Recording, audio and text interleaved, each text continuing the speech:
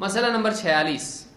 کیا خون دینے سے یا خون نکلنے سے روزہ ٹوٹتا ہے؟ نہیں، خون نکلنے سے روزہ نہیں ٹوٹتا ہے، اور خون دینے سے بھی روزہ نہیں ٹوٹتا ہے، لیکن اگر اس کے بعد کمزوری آ جائے اور وہ روزہ نبھا نہ سکے تو روزہ توڑ سکتا ہے۔ اگر ایسا ضرورت پیش آ جائے، کوئی ایکسیڈنٹ ہو گیا گھر والوں میں سے کسی کا، اللہ نہ کرے، اور کوئی ضرورت پیش آ گئی، کوئی دوست ہے اور خون دینا پڑا، اور یہ روزے سے اور اسی کا میچ ہوتا ہے، تو ایسی صورت میں اس کی جان بچانے کے لیے اس نے خون دیا، پہلے روزہ نہ توڑے،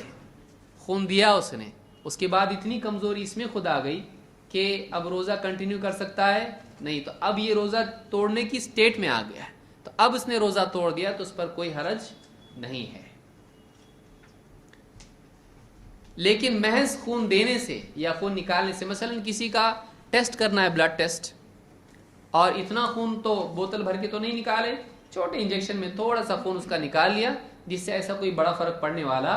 نہیں ہے اس کا بلڈ ٹیسٹ کرنے کے لیے۔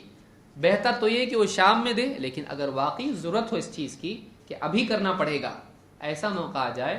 تو اگر اس کا خون نکال لیا جائے تھوڑا بہت، تھوڑا، تو اس سے اس کے روزے پہ کوئی فرق پڑتا ہے نہیں۔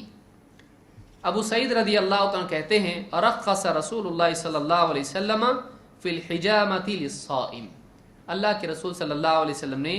روزے دار کے لیے حجامہ میں رخصت دی، یعنی روزے دار بھی حجامہ کر سکتا ہے، یعنی اس کا خون نکالا جائے جیسے حجامہ میں نکالا جاتا ہے، تو اس میں کوئی حرج نہیں ہے، رخصت آپ نے دی، اور اس سے روزہ ٹوٹتا نہیں ہے۔ دارقطنی اور طبرانی اور بہقی میں روایت موجود ہے۔